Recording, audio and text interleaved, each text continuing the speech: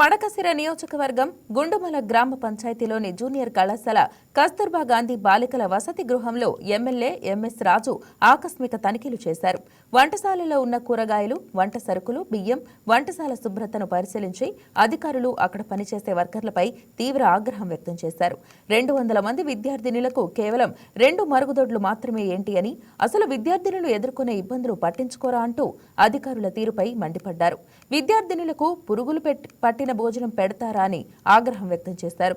విద్యార్థినులు ఎదుర్కొంటున్న ఇబ్బందులను గమనించిన ఎమ్మెల్యే చలించిపోయారు. నిర్లక్ష్యంగా వ్యవహరించిన అధికారులు సిబ్బందిపై కఠిన చర్యలు తీసుకోవాలని ఉన్నతాధికారులను ఆదేశించారు. అనంతరం విద్యార్థినులతో కలిసి భోజనం చేశారు.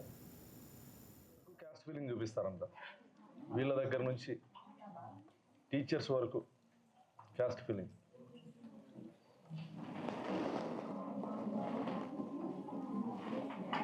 తినేటప్పుడు లేకూడదంట వీళ్ళ డిమాండ్.